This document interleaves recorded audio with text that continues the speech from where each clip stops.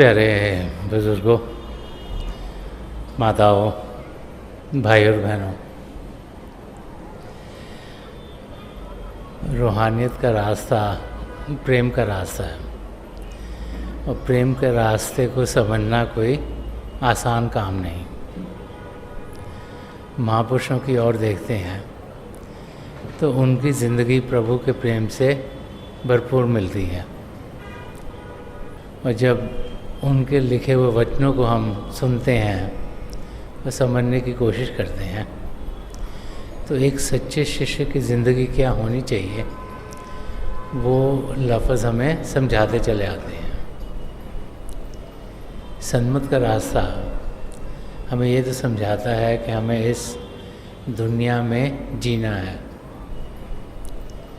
कि घर गृहस्थी में रहते हुए लगाव पिता परमेश्वर से करना है, ध्यान प्रभु की ओर देना है ताकि हम अपनी मंजिल तक पहुंच पाएं।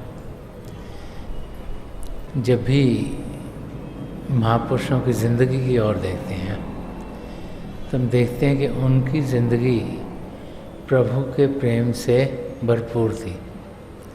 उनकी ज़िंदगी ऐसी थी जिसमें कि उनका ध्यान हर पल हर क्षण पिता परमेश्वर की ओर रहता था और जैसे जैसे उनकी ज़िंदगी को समझने की कोशिश करते हैं तो एक ब्लूप्रिंट सा मिलता है कि हमारी ज़िंदगी कैसे होनी चाहिए।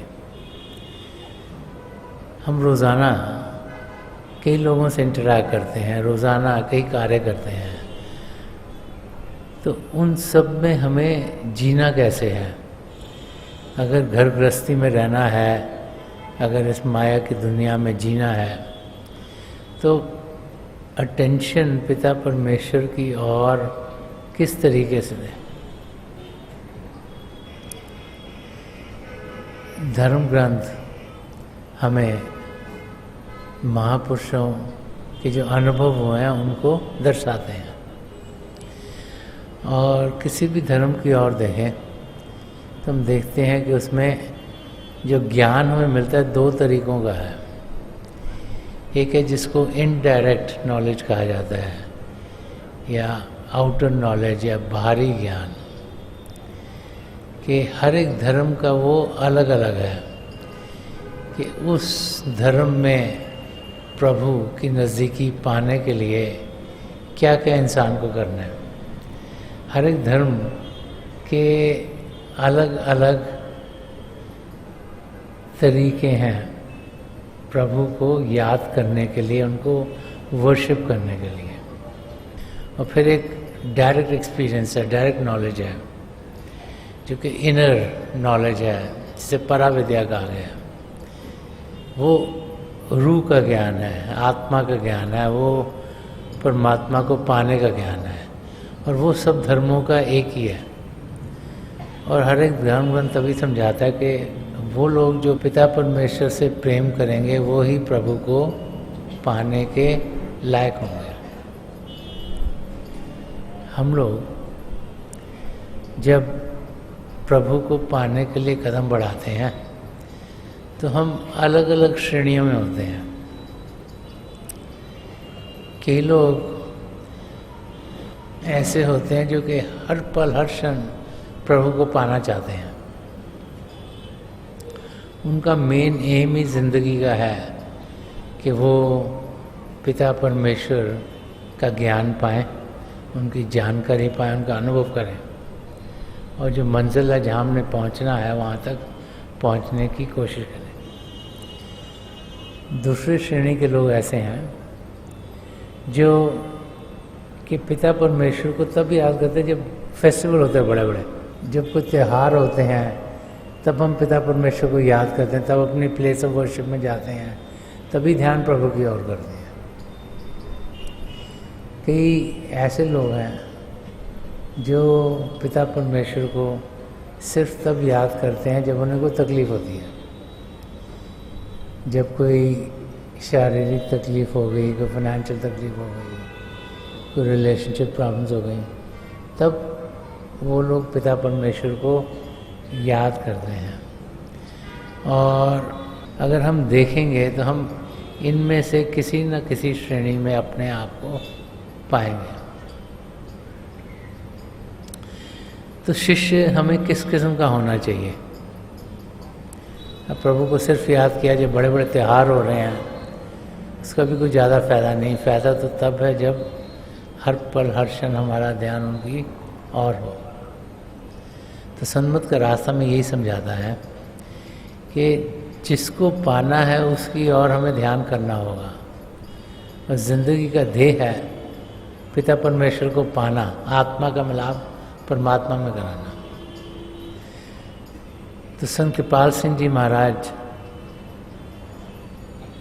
जिनको आप में से कई भाई बहनों ने देखा होगा, कि सत्संग भी सुने होंगे शायद, वो अपनी डिसाइपलशिप में किस किस्म की ज़िंदगी जीते थे, ये उन्होंने अपने लफ्ज़ों में दर्शाया है। ज़्यादातर लोग तो उन्हें बहुत स्ट्रिक्ट समझते हैं, लेकिन जब उनके हम लफ्ज़ पढ़ते हैं जो क्या गए हैं, तो उनके ज़रिए दिखाई देता है कि एक सच्चे शिष्य की ज़िंदगी कैसे होनी चाहिए। वो फरमा रहे हैं कि दुनिया क्या अपने से भी बेगाना होना चाहिए। दुनिया क्या अपने से भी बेगाना होना चाहिए, तेरे दीवाने को बस दीवाना होना चाहिए। जो प्रभु को पाने का रास्ता है, उसमें ध्यान प्रभु की ओर होना चाहिए। अगर ध्यान दुनिया की चीज़ों में गया तो फिर उसमें ही हम मस्त हो जाएंगे। मन तो यही चाहेगा कि हम दुनिया की चीज़ों में फंसे रहें। तो फरमा रहे कि दुनिया क्या, कि दुनिया से तो बेगाना होना ही है। ये तो कॉमन सेंस है कि भाई इस दुनिया में जी रहे हैं, माया की दुनिया है, यहाँ पे धोखा फरेब है, जितना ज़्यादा इसके साथ जुड़ेंगे उतना ही हम मन माया से गिरते चले जाएंगे। So that's easy to understand. पर वो साथ में कह रहे हैं दुनिया के अपने से भी बेगाना होना चाहिए। तो अपने से बेगाना का क्या मतलब हुआ?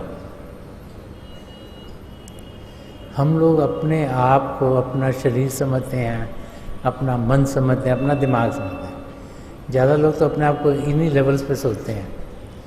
तो कहते हैं इन चीज़ों से हमें बेगाना होना है। ये चीज़ें भी हमें दुनिया की ओर खींच के लेके जाते हैं, ये चीज़ें भी हमें दुनिया की चीज़ों में मस्त रहते हैं। हमने तो अपनी आत्मा की ओर ध्यान देना है। अगर शरीर की ओर ध्यान दिया, अगर दिमाग की ओर ध्यान दिया, इंटेलिजेंस की ओर ध्यान दिया, तो फिर असलियत को हम पा नहीं सकेंगे। असलियत की जानकारी हमें होगी नहीं। तो एक सच्चा शिष्य वो है जो अपनी रूह, अपनी आत्मा की क्या नीड्स हैं उस ओर ध्यान देता है और सब चीज़ों से अलग हो जाता है। उसका असर जो सबसे ज़रूरी एरिया है उस ओर होता है। उसका ध्यान जो रूहानी एरिया है, जो अध्यात्म का रास्ता है, जो स्पिरिचुअल वे है, उसकी ओर होता है। इस शरीर में जीना ज़रूर है, लेकिन शरीर की ओर ध्यान नहीं देना। ध्यान पिता परमेश्वर की ओर हो, ध्यान प्रभु की ओर हो, ताकि उन्हें हम पालें। कि दुनिया के अपने से भी बेगाना होना चाहिए। कि डिटैचमेंट दुनिया से और मन माया से ज़रूरी है, तभी हम अपनी मंजिल तक पहुंच पाएंगे। अगर उन चीज़ों के साथ जुड़े रहे जो स्थायी नहीं, जो परमानेंट नहीं। तो जो चीज़ परमानेंट है वो हमें कभी मिलेगी नहीं। तो परमानेंट तो सिर्फ पिता परमेश्वर हैं, उन्हें हम पाना चाहते हैं। वह मत तेरे दीवाने को बस दीवाना होना चाहिए। फिर एक शिष्य को एक दीवाने की ज़िंदगी जीनी चाहिए। दीवाना कौन है? जिसके अंदर प्रेम भरपूर हो। दीवाना वो है जिसका ध्यान पिता परमेश्वर में हो। दीवाना वो है जो प्रभु के प्यार के रंग में इतना रंगा हुआ हो कि उनके सिवाय उसे और कुछ दिखाई न देता हो। दीवाना वो है जो हर पल हर क्षण अपना ध्यान पिता परमेश्वर में रखता है। दीवाना वो है जिसे दुनिया की कोई होश नहीं, उसका सारा ध्यान पिता परमेश्वर की ओर है। और ऐसा जीव ही अपनी मंजिल तक पहुंच पाता है। बहुत सी बार हम कहते कुछ हैं, करते कुछ और हैं। ऊपर से कुछ और होते हैं, अंदर से कुछ और होते हैं। एक वाक़या एक पंडित जी की ज़िंदगी का। एक पंडित जी थे, उनको एक दूध वाली दूध देने के लिए आया करती थी रोज़। बट रोज़ वो अलग अलग टाइम पे आती थी। कभी 9:30 बजे आ गई, कभी 9:45 आ गई, कभी 10 बजे आई, कभी 11 बजे आई। तो ऐसे काफ़ी देर चलता था। पंडित जी भी दुखी हो गए कि रोज़ाना दूध टाइम से नहीं आता था। उनको लगता था पता नहीं कब आएगा दूध। तो एक दिन पंडित जी बड़े गुस्से में रहे क्योंकि वो बड़े लेट दूध लेके आई। तो गुस्से में उन्होंने जो दूध वाले थे उसको कहा कि लोग तो प्रभु के नाम को जपकर भवसागर पार कर जाते हैं, तू ये दरिया छोटा सा है, तू उस तरफ रहती है, हम लोग इधर रहते हैं, तो दरिया पार करके नहीं आ सकती टाइम से। तो उसने कहा कि देखो मैं एक किश्ती वाले पर डिपेंडेंट हूँ। जब वो किश्ती अवेलेबल होती है मैं तो तभी आ सकती हूँ। अगर वो पहले किसी को छोड़ने गया, उसको छोड़ के वापस आता तभी मैं आ सकती हूँ। मैं तो वहाँ पर टाइम से आती हूँ, लेकिन किश्ती वाला कभी होता है कभी नहीं होता है, जब वापस तभी मैं आती हूँ। तो पंडित जी को बहुत गुस्सा चढ़ा था। उन्होंने कहा नहीं, दुनिया में तो लोग भवसागर भी तर जाते हैं प्रभु का नाम लेके, तू ये दूध क्यों नहीं टाइम से पहुँचा सकती। तो अगले दिन से वो रोज़ एक टाइम पर जैसे 8:30 बजे आना शुरू हुई। एक दिन 8:30 बजे, दूसरे दिन, तीसरे दिन, चौथे, हफ्ता 2 हफ्ते हो गए, पूरा टाइम से आ रही थी। तो पंडित जी हैरान हो गए कि एकदम से क्या। तो उनका उसको पूछा कि पहले तो तू टाइम से आती नहीं, अब तेरे को क्या हुआ। तो उन्होंने कहा आपने मेरे को एडवाइस दिया था, मैं बस वैसे ही करती हूँ तो मैं आ जाती हूँ। तो क्या कश्ती वाले को तूने बोला कि टाइम से आए। तो कहती कश्ती पे तो मैं आती नहीं। तो कहती कश्ती पे नहीं आती तो दरिया कैसे क्रॉस करती है। तो कहती मैं तो प्रभु का नाम लेके उस पर चल के आ जाती हूँ। पंडित क्या कह रही है, तू चल के आती है दरिया के। कहती हाँ। कहती आपने तो कहा था भवसागर लोग पार कर जाते हैं प्रभु का नाम लेके, मैं प्रभु का नाम लेती हूँ और मैं टाइम से यहाँ पहुँच जाती हूँ। तो पंडित जी ने कहा मुझे दिखा तो क्या कर रही है। तो कहा ठीक है। वो पंडित जी को साल लगी दरिया पे। तो दरिया पे जाइए और चलना शुरू कर दिया आगे। और पंडित जी अपनी धोती ऊपर नीचे कर रहे हैं। तो उसने मुड़ के देखा पंडित जी तो आए नहीं पानी के ऊपर। तो उसने पंडित जी को आवाज़ दी कि आप तो मुझे बोल रहे थे कि प्रभु का नाम लेके भवसागर पार हो जाता है और मैं ये दरिया पार करती हूँ, तो आप क्यों नहीं नाम लेके पार कर रहे हो। तब में से बहुत से लोग हैं जो करते कुछ हैं, बोलते कुछ हैं। और फेथ किसका कितना है वो बहुत ज़रूरी है। प्यार किसी के अंदर प्रभु के लिए कितना है। तो भक्ति क्या है? प्रेम, फेथ। जिसको विश्वास होगा प्रभु में, जिसको प्रेम होगा प्रभु से, उसकी सारी चीज़ें ठीक होनी शुरू हो जाती हैं। उसकी ज़िंदगी खुद ब खुद हरी भरी होनी शुरू हो जाती है। और इसीलिए बार बार अगर महापुरुषों के वचनों को पढ़ें तो हमें वो दीवानगी इंसान के अंदर तब होती है जब उसके अंदर भक्ति का भाव होता है। जब उसका पूर्ण विश्वास पिता परमेश्वर में होगा तभी इंसान के अंदर दीवानगी आएगी और तभी वो अपनी मंजिल की ओर जाने के लायक होगा। तो यहाँ पर संत कृपाल सिंह जी महाराज हमें यही समझा रहे हैं कि एक सच्चे शिष्य की जिंदगी प्रेम से भरपूर होनी चाहिए। उसे प्रभु के प्रेम का अनुभव चाहिए, उसे प्रभु के प्रेम की मस्ती चाहिए। एक जो शिष्य है वो प्रभु को पाना चाहता है। अब प्रभु को वो पाए कैसे?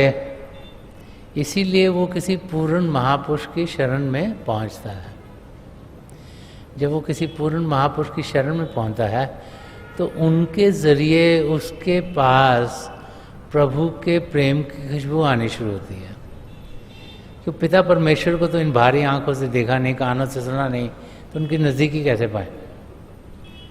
तो हम सब जब एक पूर्ण महापुरुष के पास पहुंचते हैं तो उनका प्रेम जब हमारी ओर आता है तो उसके ज़रिए प्रभु के प्रेम का हमें अनुभव होना शुरू हो जाता है।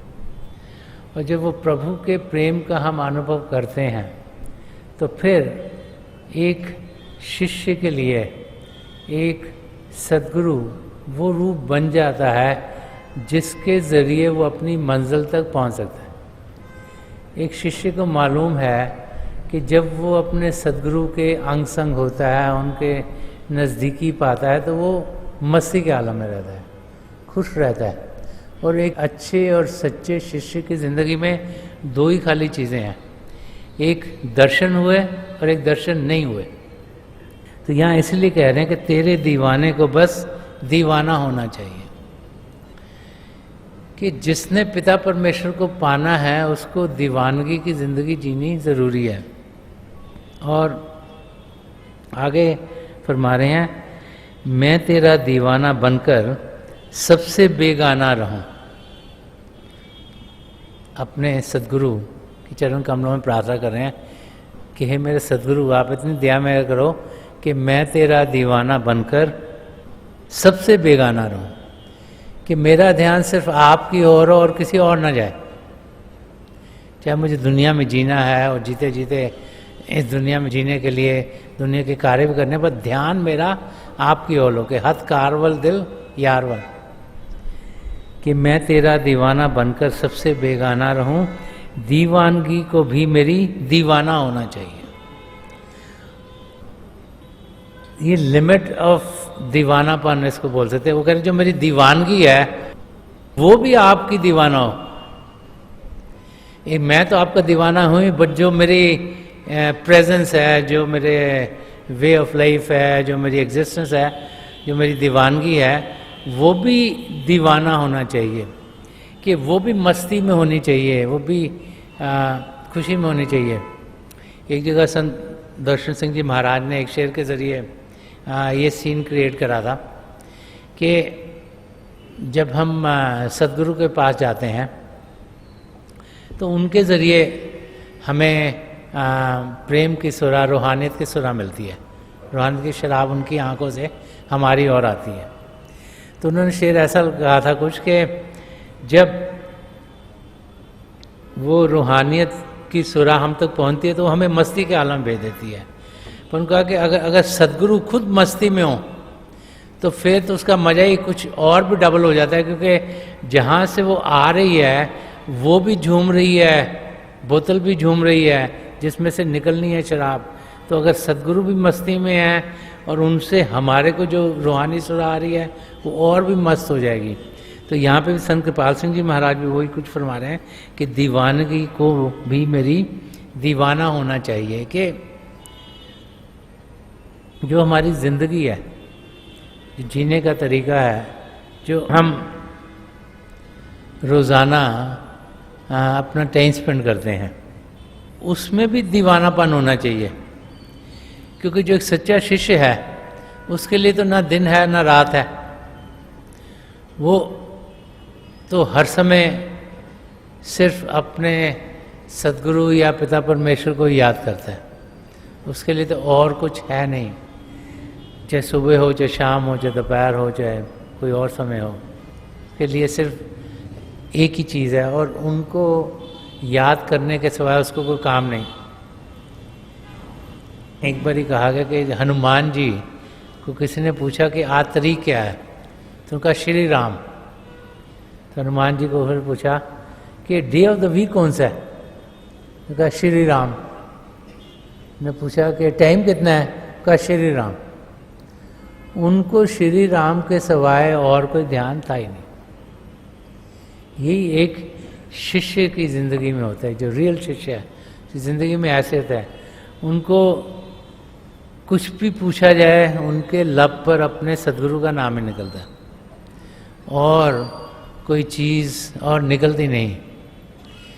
संदर्शन सिंह जी महाराज ने इसके बारे में भी एक जगह कहीं फरमाया, और वो कुछ ऐसे ही फरमाया था कि अगर प्रभु के द्वार पर जब हम जाएंगे, जब हमारी मौत हो जाएगी, तो वो कहते हैं कि हिसाब किताब होगा कि तुम कौन हो।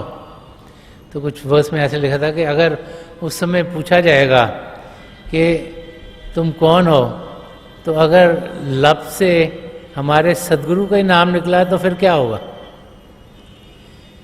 कि इतना प्रेम अपने सदगुरु से, तो पूछा जाए तुम कौन हो, नाम उनका निकले।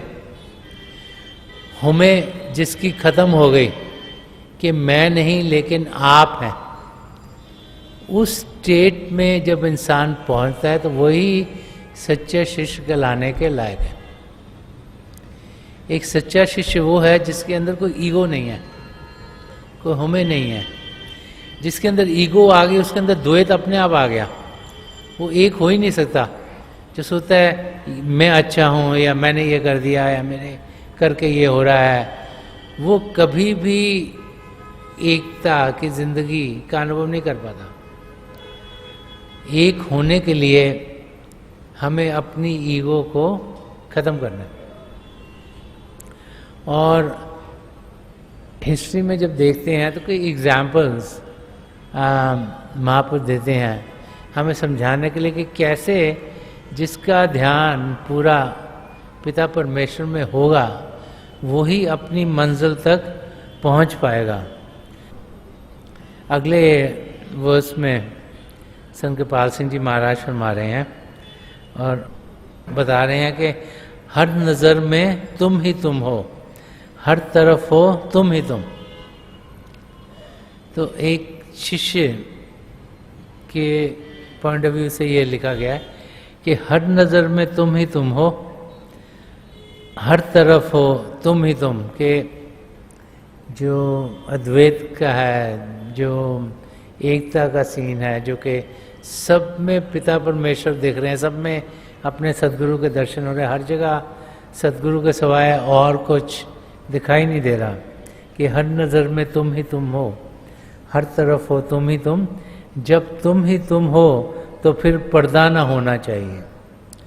तो ये प्रार्थना कर रहे हैं कि जब आप ही हो सब जगह है सदगुरु, तो जो आपकी असलियत है वो मुझे नज़र आनी चाहिए, उसका मैं अनुभव कर पाऊँ।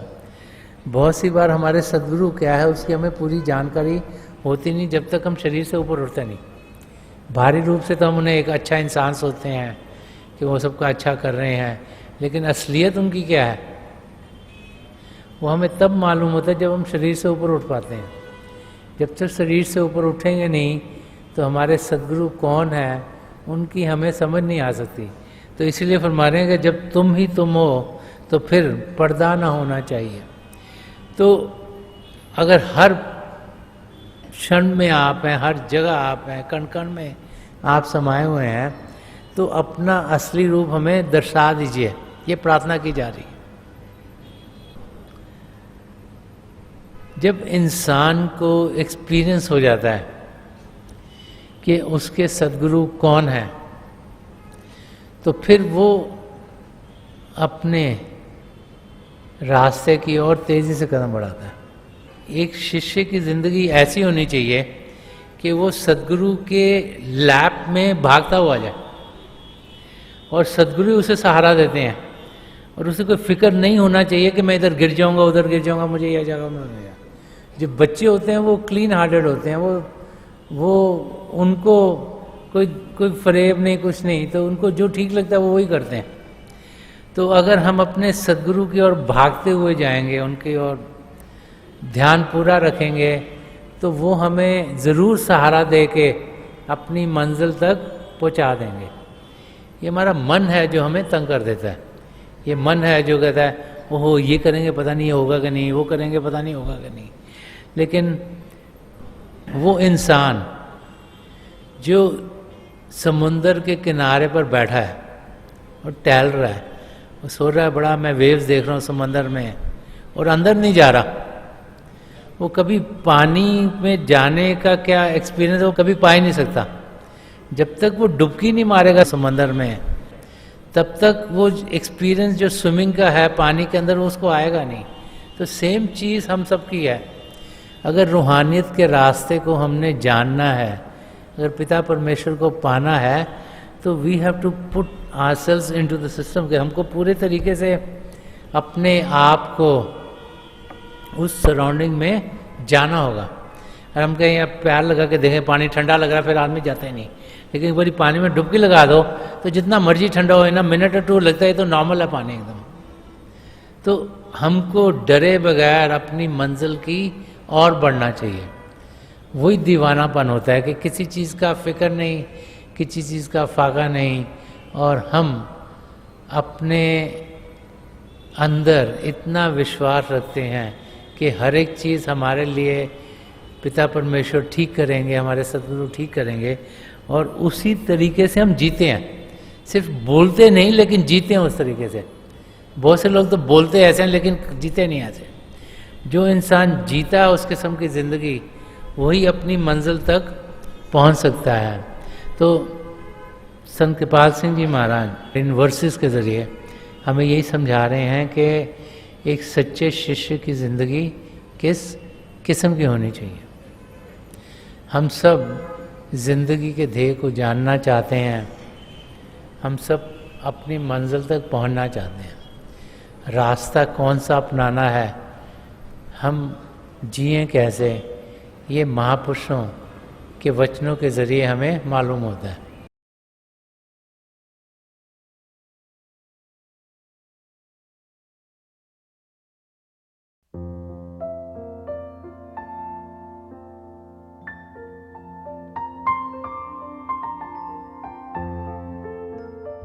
तो थोड़ी देर के लिए हम सब अभ्यास के लिए बैठ जाएं। आप जहाँ भी बैठे हैं आराम से बैठिएगा, अपनी आंखें बंद कर लीजिएगा। ये जो आई बॉल्स आँखों के डरने सीधे सामने फोकस हो, जैसे हार्ट से सामने आप फोकस हो। आंखें बंद करते ही वो भाई बहन जिन्हें नाम की देन मिली आप सिमरन कीजिएगा। और जो भाई बहन यहाँ नए हैं, आप पिता परमेश्वर के किसी भी जाति नाम का जाप कीजिएगा। जाप मन ही मन करना, ऊंचा नहीं दोहराना। मेरी प्रभु के चरण कमलों में, और जो पिछली सेंचुरी के महापुरुष हैं हजूर बाबा सावन सिंह जी महाराज, परम संत कृपाल सिंह जी महाराज और दयाल प्रसन्न दर्शन सिंह जी महाराज के चरण कमलों में यही प्रार्थना है कि जो जो हम सबके लिए बेहतर हो, ये महापुरुष हमें दें, हमें सबके साथ जोड़ें और हमारे भीतर प्रभु की ज्योत के हमें दर्शन करवाएं। थोड़ी देर में मैं आपको इस बैठक से उठाऊंगा और मेरी शुभकामनाएं आप सबके साथ हैं।